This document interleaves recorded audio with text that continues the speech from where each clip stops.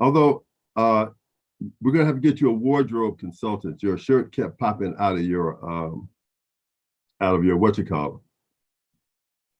How'd you even notice? You know what? When I was on Free for All, For life. For life. For life. Hey. To the COVID313 Coalition for Families and Students. It is great to be here with you today, and we are so lucky because my co-moderator today is none other than Mr. Terry Whitfield, who just made his feature on Bargain Block. So we have somebody famous with us today, I feel like. I'm Christine Bell. I am honored to serve as the executive director for 313 Reads for Urban Neighborhood Initiatives, and a really proud member of the 313 Coalition. We are excited to be here with you to talk about Juneteenth, celebrate fathers, and also give a little bit of information, an update on where we are as it relates to COVID, but then also where we are on the formula shortage. And hopefully we'll get to hear some resources if that is something that your family is currently struggling with. So a really exciting town hall today. Before we get started, we have folks that are waiting to hear from you, so you can comment or ask your questions in the Facebook chat. And I believe Michael is monitoring that, and Deja. So why don't you let them know how you heard about the town hall today? Just make sure they're on their toes. We're also translating the town hall into ASL.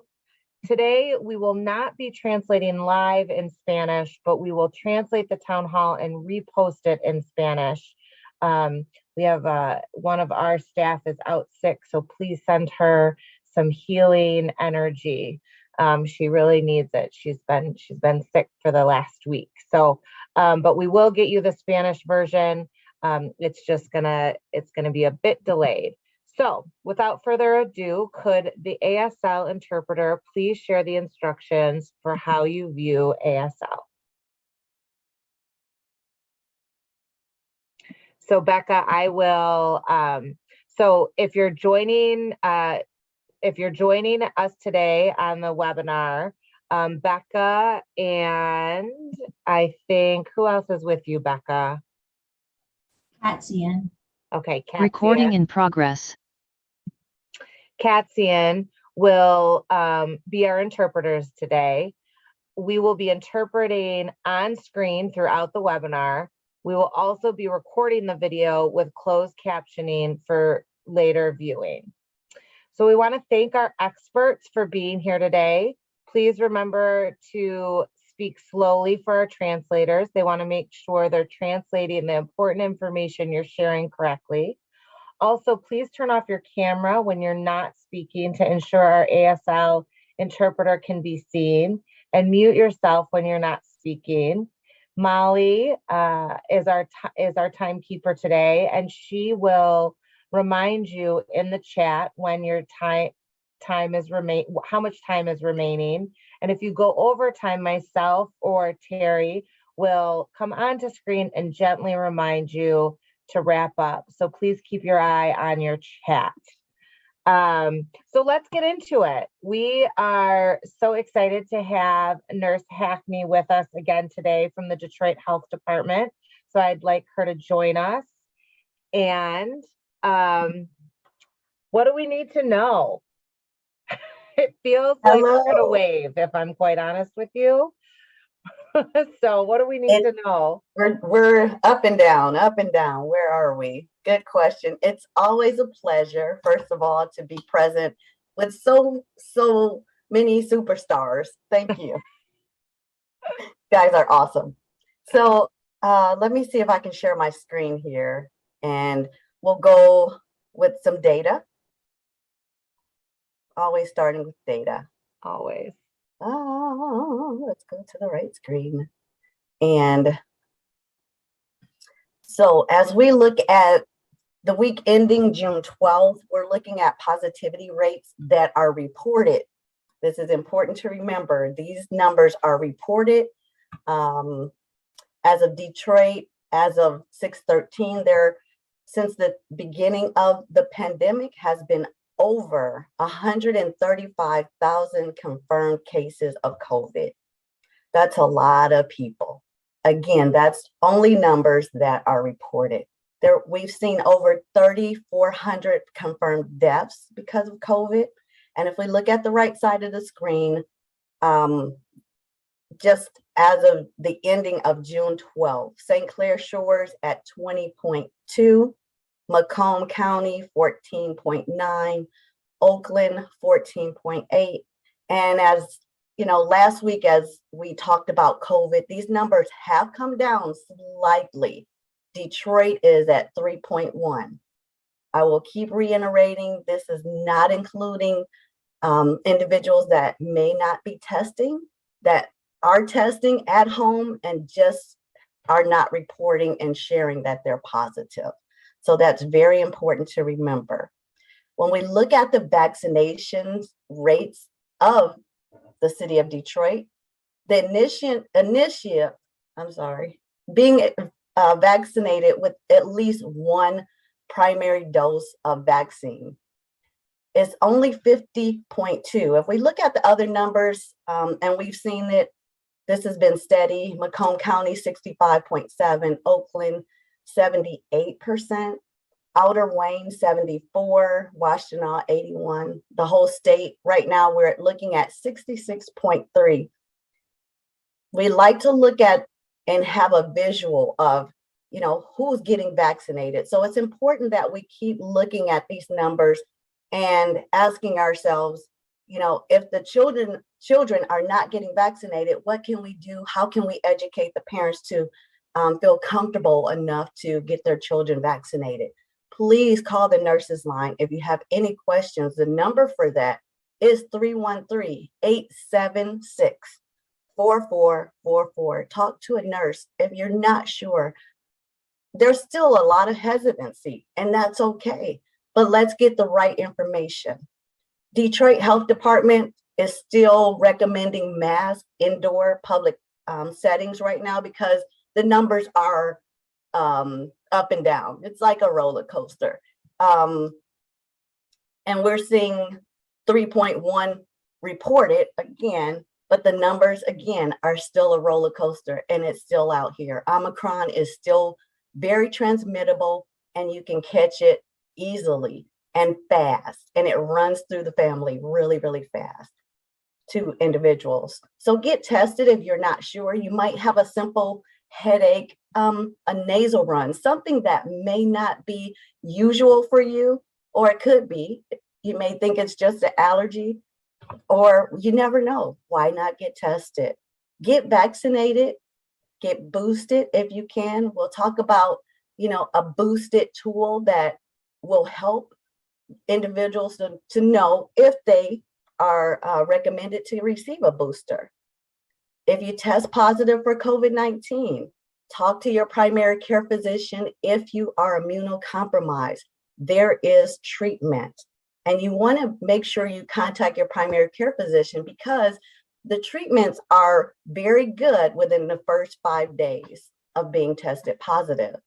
If you're not sure of where you can test, you can always call us at the Detroit Health Department, 313-230-0505. And that treatment that I was just talking about, that you can call your primary care physician, you can also call us. We do, if you're tested positive, you can call us, show us your positive COVID-19 test, and we'll offer treatment if you're eligible. You have to pass a criteria because these are very important questions that we need to know about you. As far as quarantine and isolation, there's a calculator. I love to share what the CDC has. And CDC government has come up with a tool to know that, you know what, how do I know if I need to stay home? How do I need to know? It's easy. we can walk you through this. You can call a nurse and 876-4444, and we'll be happy to walk you through this. Or just log on to the CDC website, type in quarantine and isolation. It'll give you the exact date that is recommended for you to come out of isolation. And this is what it'll tell you: when to stay home, what recommendations are specific to your needs. Talking about youth and vaccines. So I will say that the CDC and advisory board for immunizations and the FDA are meeting this week.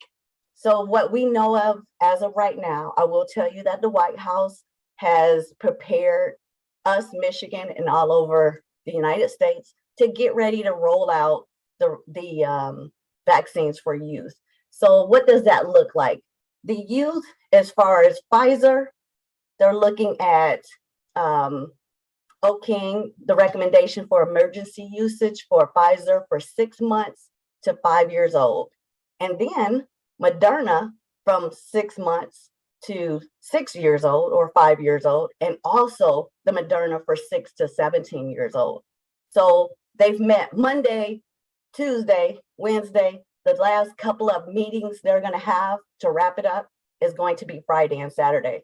So the city, not the city, but the state of Michigan is looking to roll out vaccines to all of health departments, to all providers, to give our children, finally, our COVID-19. So the Northwest Activity Center will be available. The Detroit Health Department will be available and is available for Pfizer right now for your children that are 5 to 11. And to talk about what we're going to do, we're having so many things go on through the summer so we can keep our children immunized with their immunizations. Lead testing is important. We're having bike and tablet raffles, lots and lots of giveaways. I will say Target giveaways. We have United Healthcare on board, Molina on board, HAP on board. So we have lots of things coming up this summer. Here's a list of some recreation centers. I'll make sure you guys get this flyer, and you'll probably see it in your mailbox really soon. But just know we're focusing on August for an August back to school blitz with all of those departments we were talking about. And it looks like we're trying to have let's talk about what it looks like to have fun in the summertime and be safe. So we're looking at Tuesday, June 21st, to talk to the parents and ask questions of what we can do as family members, friends, to stay safe, because we still are in a pandemic. So if you want to register, you can always scan this QR code and register right away to talk to us. You can contact us through the City of Detroit, mi.gov, for any updates in the city. Those numbers that I gave you before, Monday through Friday, to talk to a nurse, 313-876-4444. To schedule an appointment for vaccines or testing, call 313-230-0505. And call us. We're here. We're ready. We want to talk to you. We want to make sure that any individual that needs to get vaccinated with any vaccine, with any lead testing, with any health questions, to contact us as soon as possible. And I will say that the CDC has updated their travel guidance, and they have recently rescinded information as far as, testing before travel. We recommend testing before travel, but it's not mandated or anything. Well, thank you so much. You are always such a wealth of information. So vaccines very soon will be available for children under the age of 5. I am very excited because we have one child that is not vaccinated, my daughter, and so I'm really excited to go and get her vaccinated, and excited to get my sons boosted. Detroit Health Department is still recommending that we wear masks indoors. it sounds like maybe the positivity rate might be a little bit higher since we're only tracking the tests that are being taken at doctors' offices and with the health department. And a lot of people are taking at-home tests. And that you are available to answer any questions about vaccines, about boosters, and you're giving away a lot of cool stuff come this summer that is related to making sure you're getting your vaccines, not only COVID-19, but the other vaccines, as well as lead testing and all of those good things to make sure that we are in good health. Thank you so much. It's always a pleasure to have you here, and you always are such a wealth of information. So thank you.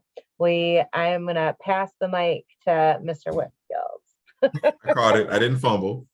Thank you, Christine. Excited for this next session. So again, my name is Terry Whitfield. I'm honored to serve as a program officer at the Skillman Foundation. I'm a proud husband of Shay, a dutiful son to Rosalind and Bill, and hopeful father to be with my son. And when we think about the world in which he's coming into, Juneteenth is an excellent conversation to have. I remember growing up and not really knowing much about Juneteenth. And as I got older, as I learned more about it, became much more interested in like the history and what it meant as a cultural holiday for African Americans here in America. I mean, here in our country. And so it's amazing that now the rest of the world or the rest of the country has caught up, that we now begin to see ice cream at Walmart celebrating Juneteenth.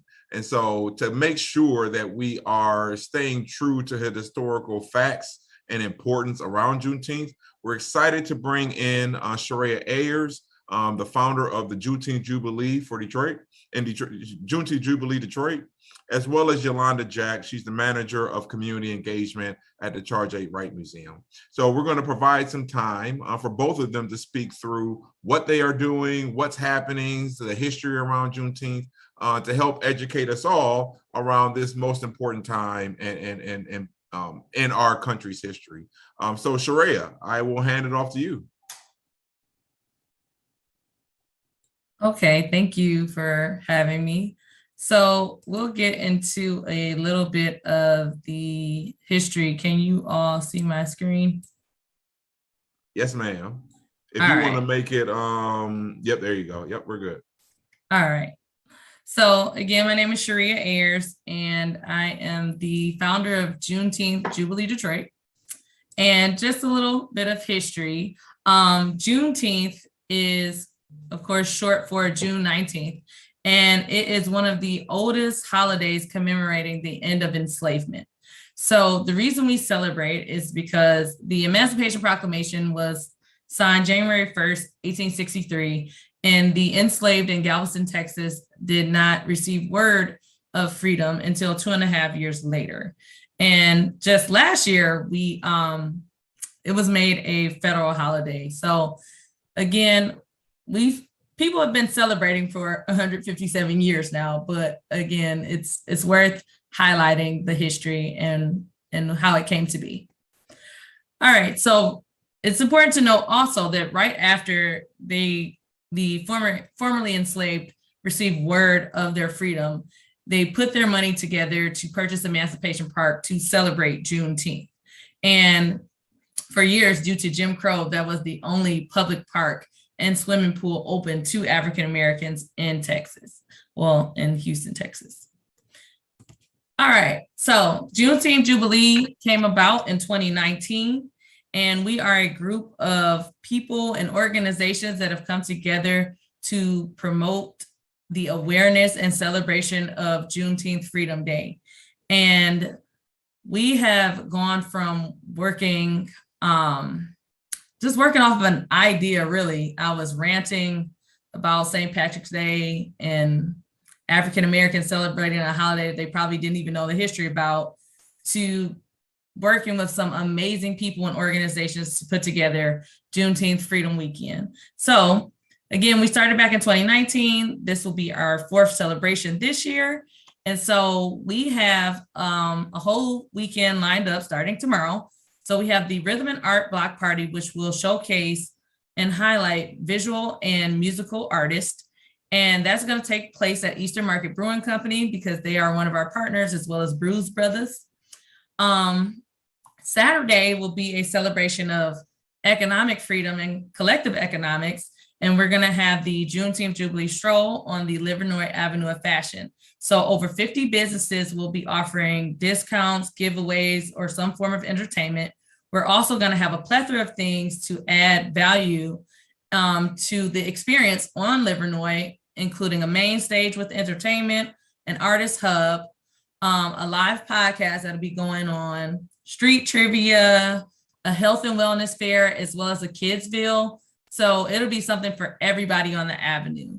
And then on Sunday, we have partnerships with Eastern Market Conservancy, Metro Detroit Black Business Alliance, the Charles H. Wright, the Detroit chapter of the NAACP, as well as our organization in the city of Detroit coming together to put on a Freedom Fest that will be a family-friendly event that will include entertainment as well as spaces for, it'll be vendors on both days too, on Saturday and Sunday. So it'll also highlight businesses that don't have a brick and mortar, but anywho, so it'll be a family-friendly festival for everyone to come out. And that's basically what we'll be doing this weekend. Thank you.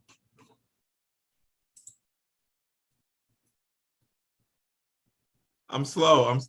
That is awesome. Thank you. And what I'm most appreciative of the work that you're doing is that you saw a need, you identify a way to be able to meet that need and jump right into it to make it happen. So thank you for all that you do and all that the organization does to make sure that not just the history, but the way in which we engage with Juneteenth is very much rooted in like the culture and who we are and what we do. So thank you so very much. And now we're going to bring on Yolanda Jack. And as I mentioned, she is the manager of community engagement at the Charles H. Wright Museum. And she's going to provide us with some additional information around what the Wright is doing this weekend and just bring the information to the group. So Yolanda, how are you doing today? I'm great. Thank you very much, Terry. And hello, good afternoon to everyone. Thank you, Sharaya, for all that great information about Juneteenth. You're absolutely right in the fact of the history, the fact that there were people in Galveston, Texas that did not have their freedom enforced for them. And so the Union Army had to arrive before that could even happen. And in order to celebrate not only that freedom that happened in 1865, but also the continuing work that had been going on here in the city of Detroit through the Underground Railroad, the Charles H. Wright Museum decided to partner this year with the one of our affiliate organizations, MURIC, which is the Michigan Underground Railroad Exploratory Collective. And that partnership garnered a wonderful treasure hunt walk. It's the Juneteenth Underground Railroad Treasure Hunt, and that will happen on Saturday at 10 a.m. from 10 a.m. until 4 p.m. You can meet and begin at the Riverwalk. The statue, which is the gateway to freedom, is where all of the activities will begin for that treasure hunt walk at 10 a.m. It'll be going on through 4 p.m. that afternoon. And there are 4 other locations that you can visit that are very important and significant to the history of Detroit and Underground Railroad freedom work, liberty work that was going on here, not only before Juneteenth, but throughout the entire time of the Underground Railroad through emancipation. And in addition to that, on the 18th, we have other activities that are happening on the 19th. On the 19th at 1 p.m., we will continue our partnership that is a national partnership with African-American entities across the United States. And this year we brought a presentation called We the People. And at 1 p.m., that program will be on the museum's website. And it'll also be streamed through a partnership with Detroit Public Television and PBS Books across the nation at libraries and locations that the entities are from, like, for example, California and Washington, places like that. So you'll be able to watch that We the People program at 1 p.m. on the museum's website. That's our online activities. In addition to the Juneteenth walk on Saturday, on Sunday, you can come to the museum and join in seeing the information that is connected to a partnership that we had last year with Sharia and the Juneteenth Jubilee. We created the 3 E's they were education, economic independence, and community engagement. When Sharia and myself and other colleagues at the museum worked together last year, we understood that there were 3 things that the men and women of Galveston and those who sought freedom, and once they gained their freedom, what they began to do. And those 3 E's were the things that they began to do. They focused on education, they focused on community engagement and building their community together. And then they thought about what can they do to encourage or increase their economic freedom, their independence, the ability to create money and wealth for themselves. And towards that, we're thinking about how we can connect to that with information tables at the museum. And at 2 p.m., we'll show in person that We the People program that would have shown at 1 o'clock online. And then at 3 p.m., we'll have a wonderful concert called Spirits Soar Free, which is a survey, a musical journey through music from the days of Jubilee all the way up through now, hip hop and electronica. And that concert is free. You can register online for attendance. We are only doing registration for contact tracing purposes. If you don't register online, that's fine. We'll still get your information when you arrive. And we do ask that you, of course, wear your mask in the museum if you prefer to. It's not required, but once you go into the gallery, once you go into the theater, we do ask that you wear a mask and bring your proof of vaccination or negative COVID test within 72 hours when you arrive to see the concert or the program at the museum. Those are our activities for the weekend of Juneteenth. And we love that people are connected to the Charles H. Wright Museum. You can learn about these activities and others on the museum's website at thewright.org. And you can also become a member of the museum at that same website as well. Thank you so much for your time. Thank you, Yolanda. I appreciate you and all that you do at the Wright to continue to lift up Juneteenth and providing meaningful, engaging opportunities for people to really come together around this holiday. I think for both Yolanda and Sharia, if you wouldn't mind coming back on, we've got one question from the audience. Just wanted to provide you both time to talk through. When we think about our current context, like the world that we're in right now, is there increased importance, or what do you believe to be the increased importance around the education of not just, African Americans around Juneteenth, but also just the broader community around Juneteenth and really the conditions that really brought about Juneteenth? You can just talk about the importance of the educational piece that Juneteenth provides us. Go ahead, go Sharia. Okay. Well, I do think it's important. First off, we do have to start with ourselves. We have been spending years trying to educate others, and it starts with us. So that's the whole reason why we even got together and started working with our partners, because once you cultivate a space for us to celebrate us and to understand our history, then that's how we can move forward as a people and really start exercising our freedom and our geopolitical power, as well as any form of collective economics together. So I do think it's important to educate everyone, but it's vital that we start with us and that we understand our history and what freedom looks like among us.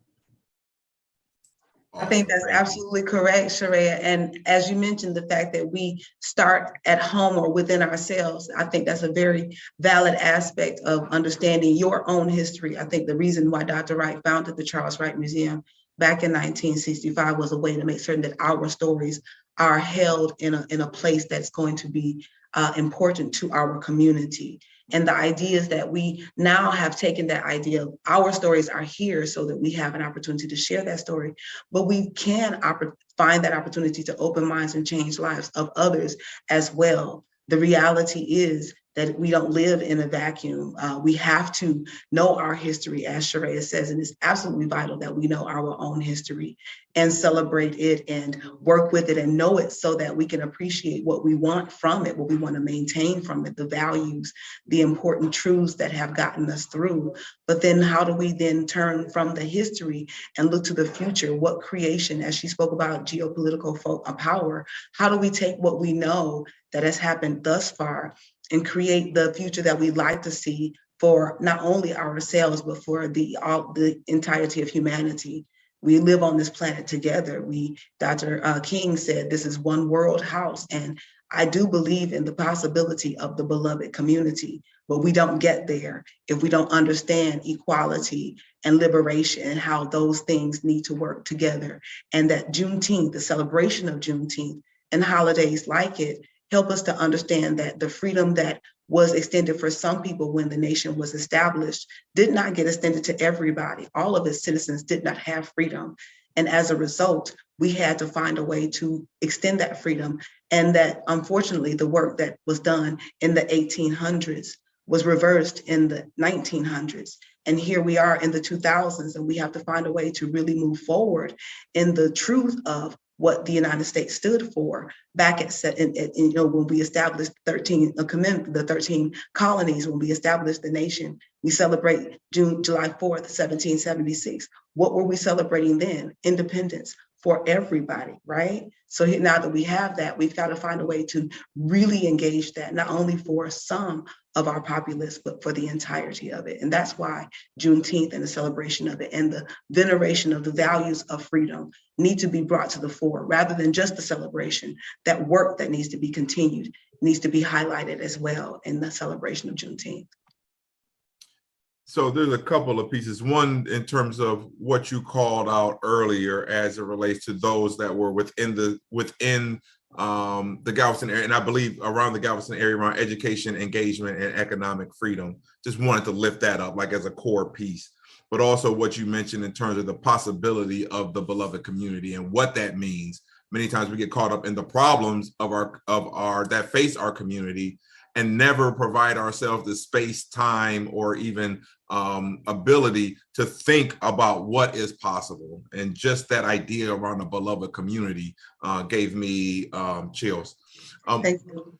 So when we think about both Sharia and Yolanda, as we close out, again, I talked about my own journey with Juneteenth, where growing up, I had no idea like what it was, what it meant. It was always explained to me as something that was only celebrated in Texas. When we think about where Juneteenth was, where it is now, what do you believe is needed in order to elevate it to the heights of a July 4th or Memorial Day? What are things that we can do within our community to give it the power that it rightfully deserves? Well, I think we have to first acknowledge the fact that Juneteenth is celebrated across the United States, or under various names. It wasn't always Juneteenth. It's Freedom Day in certain areas, and there are emancipation holidays that are celebrated, even in the state of Michigan, that have been celebrated separately from Juneteenth. So there were all kinds of freedom holidays that have been acknowledged throughout the history of the United States. So Juneteenth is one of, and it happens to be the one that is the most popular because of the exodus of the men and women from Texas. They would leave that area and bring their holiday with them to the respective communities that they moved into and join their holiday, maybe even with the holidays that they found in those new locales when they arrived. So the celebration of freedom is an important American practice. The celebration of Black freedom should be as important as celebration of American freedom. We should not find a way to separate those two. We are Black Americans. We are American citizens. Our people built this nation. I know that all of us have we're descendant of men and women who literally were here. I mean, we can tell literally by our pictures and images. So I don't want to take up I want to allow Sharia to speak as well, but I think these are the issues and these are the points that we need to bring to the fore as we continue and deepen and extend the celebration of Juneteenth. Thank you, Yolanda. And honestly, to your point, I think we're already doing the work. Like, we're building partnerships, we're coming together. We are, like, even with just this weekend, we have a plethora of sponsors and organizations and people who are dynamic in our community coming together. And, you know, in all honesty, that's the whole mission, to increase awareness and celebration of Juneteenth. And not so much so we can be like a Independence Day or Memorial Day, but so we can make our mark significantly in the celebration of our history, of our story, and to make sure that we are combating certain things. And I mean, as we all know about the whole issue with recent news and critical race theory, but we're combating the things that people before us have fought for, to make sure that we are keeping our history relevant, important to us as well as the country, because as Yolanda mentioned, we are a pivotal part of this country's history, and you can't get away from that. So we're doing the work, and I believe as we continue to do the work, and again, 47 states were already celebrating Juneteenth before it became a federal holiday. So, you know, it's just a matter of making sure we don't let our story and our legacy die, and that we have something to commemorate our history. And we start with celebration so that we can lay the foundation for our future and plant those seeds that are necessary to practice our freedom and what that looks like in America. It has been a tremendous honor. Like the smile on my face really is much larger in my heart right now. I'm just truly appreciative of both of your time and your effort in coming to us today with this information, but most importantly, the work that you champion every day and the passion that you bring to that work every day. Thank you so very much, Yolanda. Thank you so very much, Sharia. This weekend is going to be awesome. The weather is going to be awesome. The energy is going to be awesome. And everything that you've done the fruit will bear itself to be definitely worth it. So I just appreciate you and all that you do. Thank you so very much. Thank you. Thanks for having us. Yeah. So we're going to shift right now, and I'm going to ask my a mentor, somebody that I look to as somebody that I want to be like when I grow up. As was mentioned, my wife and I have been blessed with the opportunity to bring our first child into this space. We are both older, and so we've been married for 7 years. I've been chasing her for much longer than that. And you know, as we got into our marriage, year 3, year 4, and we weren't blessed with that bundle, we began to think that maybe that wasn't the space. And then we got comfortable with our small household, my wife, myself, and our puppy, Sophia. And it wasn't until the good Lord saw us fit at this stage to bless us with a child that the reality of becoming a father really began to set in. And so I'm honored to have this opportunity to engage in a conversation with my sensei, Rev Simmons, around what does fatherhood mean, especially as we head into Father's Day. I'm blessed with my own father. He's been great. Him and my mother have been married for 46 years this September. So I know what commitment looks like. I know what great fatherhood looks like. And fatherhood looks differently in 2022 than it did in 1976, 86, 96, 2006. And so, but there are still some core tenets that I really just want to dig into with my buddy and my friend, Reverend Larry Simmons. He's the executive director of Brightmoor Alliance. And if there is any coalition that exists that is dealing with either young people or community and safety of community, Rev Simmons, you will find Rev Simmons there championing the community in those spaces. So how you doing, Rev? I'm blessed, highly favored, brother. Congratulations on your debut last night. Check out the program now, block at a time. For those that my wife is blessed to serve as one of 3 main talents in the work that's happening on a home improvement show, Bargain Block, that's shot here in Detroit. And I had the opportunity to be on that show last night. I just go where my wife tells me to go, which actually does lend itself to my first question. One thing that I've noticed, and my wife is in the 9th month, it'll be 33 weeks this week. And my goal in life, on my right forearm, I have happy wife, happy life. I live by that. I know that that is key to a successful marriage. And I found it exciting during the pregnancy, but also confusing in terms of how to best support my wife. And most importantly, what that means to our son and his, when he enters the world. So just, am I crazy in terms of like, I need to make sure that she's happy all the time? Just if you could talk through that. So I want to talk about 3 things. Hopefully we'll get through them. It's your MTR. You want to be a good dad, you gotta get up on your MTR. That's mama, time, and remind. Mama, time, and remind. Let's talk about mama.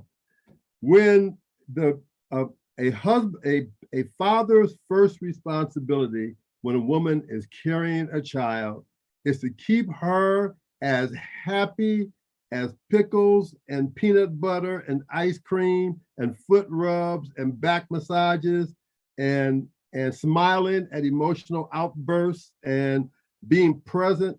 You got to just step it up.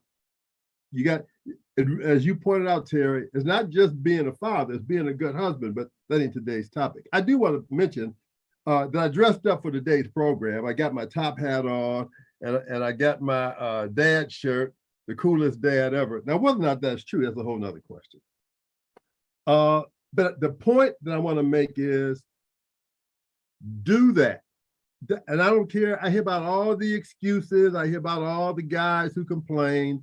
But let me tell you something. I have seen the difference between mothers who carry children when they are happy and attended to, and children who are born when mama is not. Mama is your first responsibility, and it will be. Really, there's a whole nother discussion. It will be for the rest of the time that child is not an adult. So that's number 1. I would say you right on it. Keep that tattoo turned around where you can see it every day. Put it in your prayer book.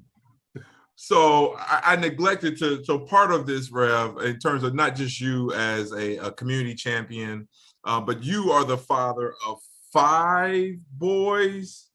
Well, I got 8 because Betty and I have a blended family. We got 8 sons, 8 sons. Now, let me drop my bona fides because I know folks ain't gonna be happy with everything I got to say. I raised 3 of those boys as a single parent. One of them from the age of 3 months old. So, you know, I've moved a lot of poop in my life. I've had, one time I had hair. I've had vomit in my hair and my beard.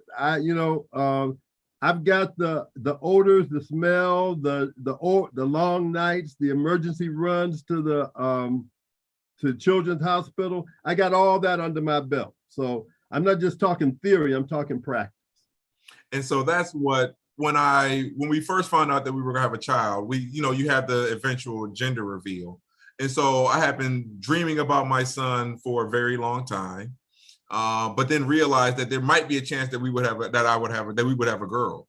So I began to get excited about the idea of being a girl dad. So when I found out that we were going to have a boy, I got excited, but then I got scared, mainly because while I grew up in a household where my dad was very much a provider, he showed up in the best way that he could. I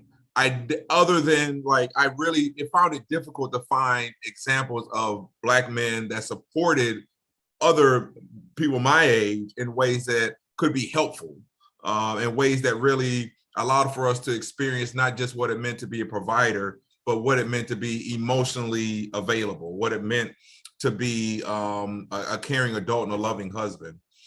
which then kind of bleeds into the next part.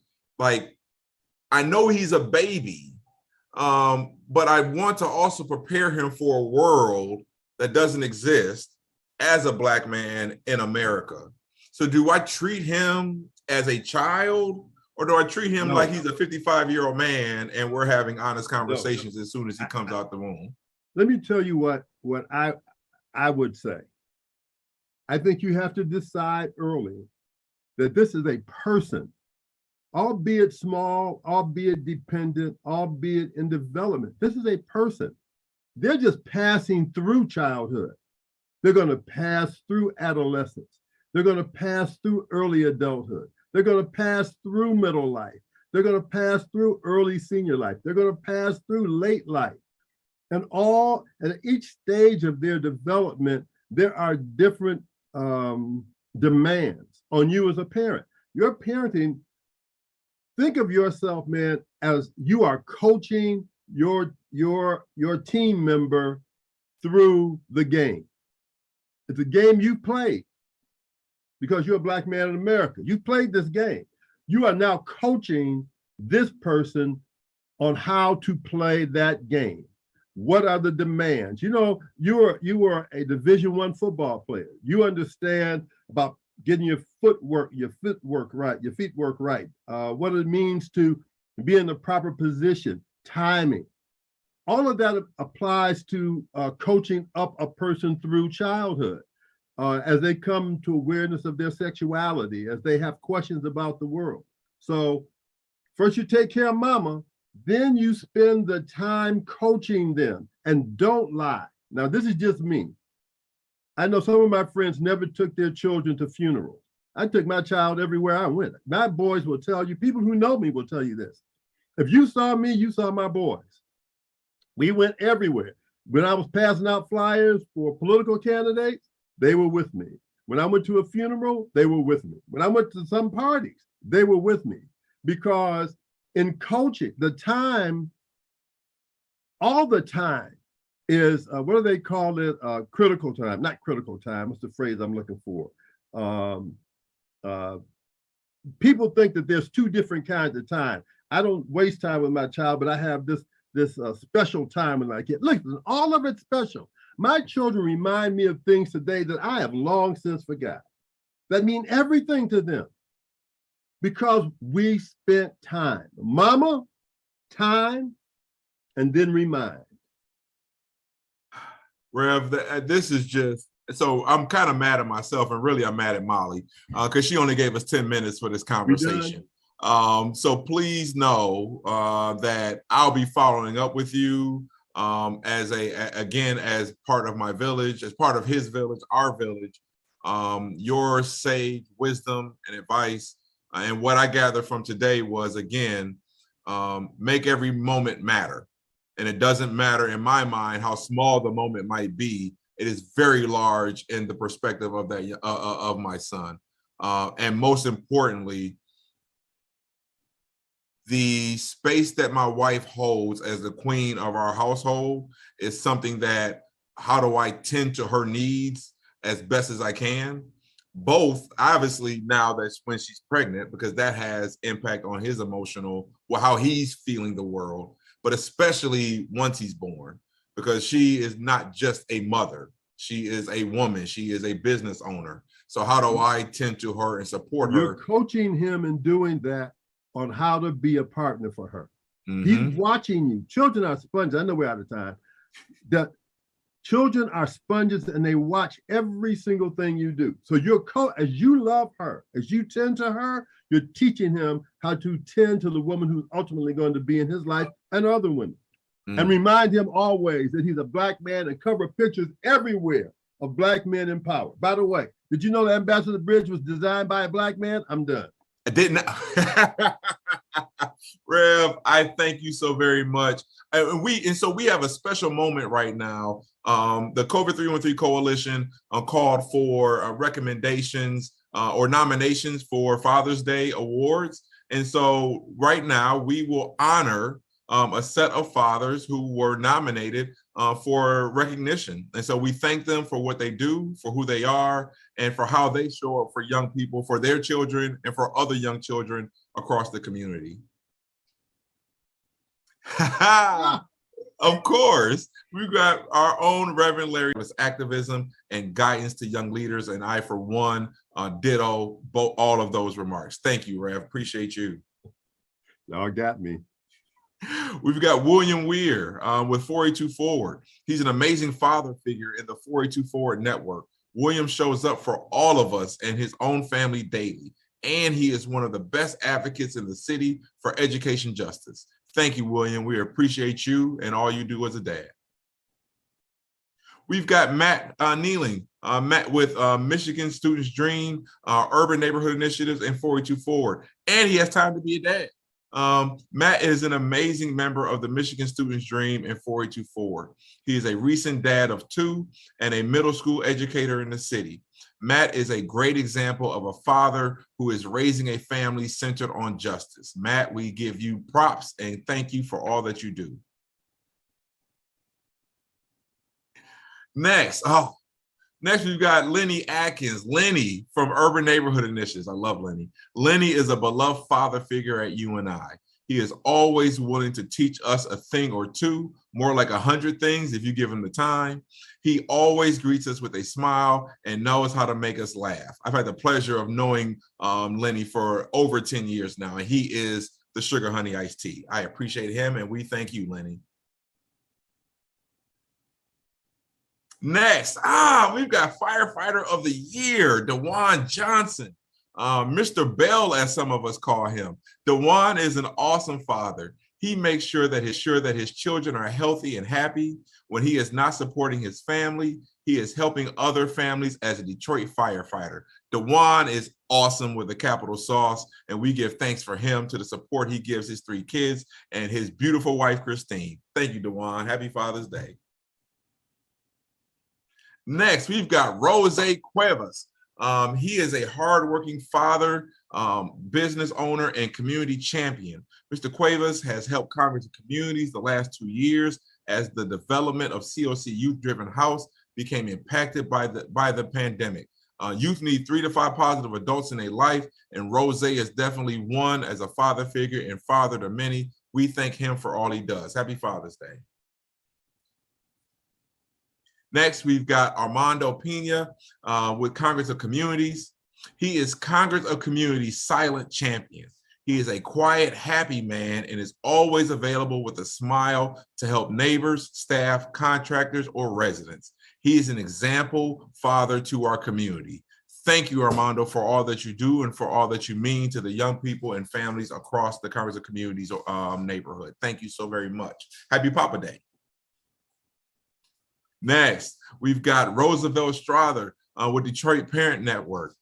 Roosevelt has been dedicated to DPN for the last 15 years. He is an example of a great father and genuine person who takes pride in being a part of strengthening families in Detroit. Roosevelt, you are important to who we are today and who we are moving forward. Thank you so very much, and happy Father's Day.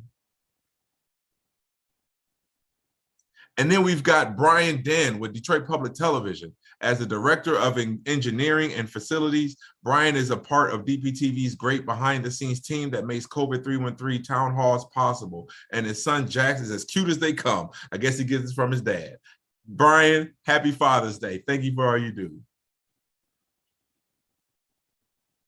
And then we got Wes Jones with Detroit Public Television. Wes is a senior technician and who has worked just about every COVID313 town hall. He is the voice of God to us in the back office. He is as good a father as he is a technician, as you can tell by his daughter's expressions. Thank you, Wes, for all that you've meant to the COVID313 coalition and for all that you do for your family. Happy Papa Day.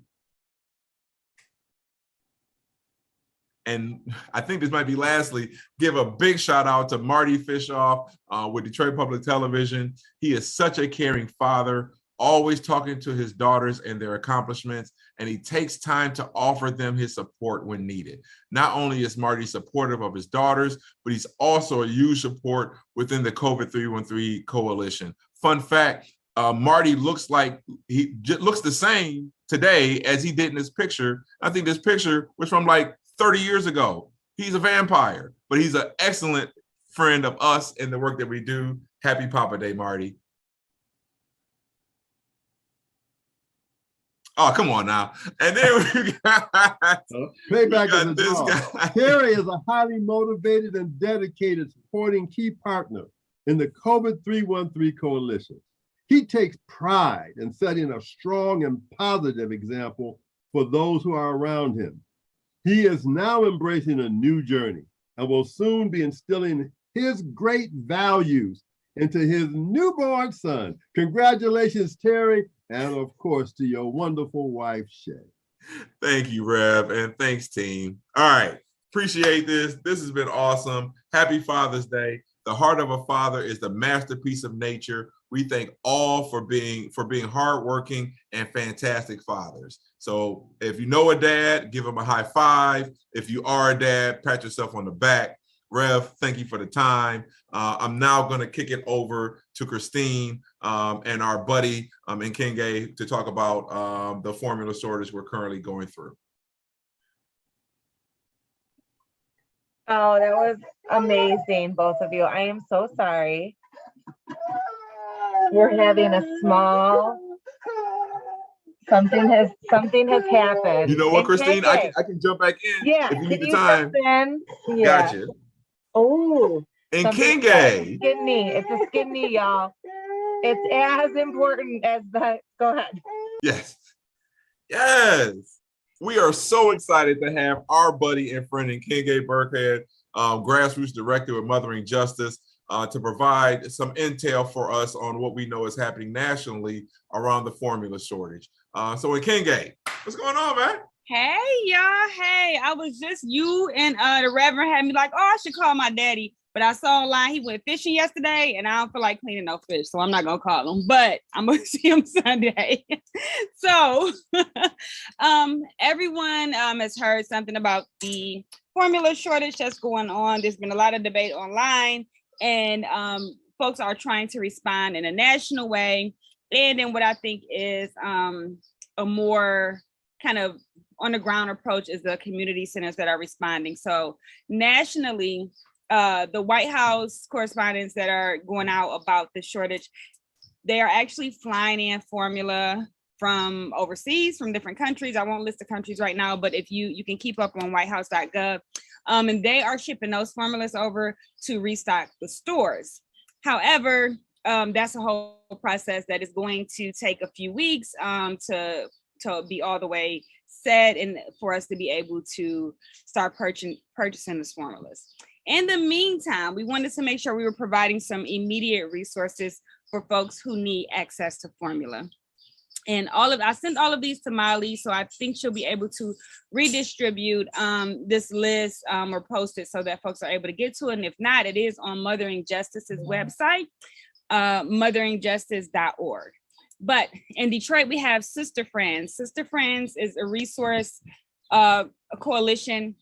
They have access to formula, and they also have access to conversations, to folks you have conversations with about if breastfeeding is an option in your life, for you to be connected to lactation coaches and things of that nature. So Sister Friends in Detroit, their IG is Sister Friends DET, if you want to find them that way. And then we have the Lennon Pregnancy Center that is in Dearborn Heights. They offer pregnancy classes. And if any of these things that I mentioned today are in a city or a space that a mom wants, or a person, a parent wants to access the formula but cannot get to, Mothering Justice can arrange a pickup for you. So again, motheringjustice.org. We also have Pregnancy Aid Detroit. They are at www.pregnancy.com. Crossroads of Michigan. They are located on the east side of Detroit, and their website is crossroadsofmichigan.org. Forgotten Harvest and the Michigan State University Extension is also handing out formula. This weekend, Saturday the 18th, Mothering Justice will be passing out a limited supply of free Enfamil formula at Tuxedo Project in Detroit. So there are other Juneteenth celebrations where they are trying to get formula shipments in. However, we are going to be at Tuxedo Project and we will have formula available for the community. You do not have to give us any proof about your income or anything like that. We assume that if you're coming to take formula, you have a hungry baby somewhere who wants it. And we will also have resources on hand at the Juneteenth celebration at the Tuxedo House in Detroit. So if you have any questions, if you need to see any of these listings again, or if you need to be connected to transportation or a pickup and drop off, Mothering Justice does do porch drop-offs for formula. If you need to arrange that, please contact us at motheringjustice.org, or you can contact me directly in Nkenge, Nkenge, at motheringjustice.org. Thank you. Yeah, Kincaid, y'all don't know that me and Kincaid go back a very long time. Alternatives for Girls. So I just appreciate her and her journey to continuing to be a force of nature for families in Detroit. So thank you, Kincaid. Appreciate you. You know what? We're at the end, but before we head off, one thing that we will always have is announcements for things that are happening in the community. So join Detroit Parent Network on Thursday tonight, June 16th, 6 p.m.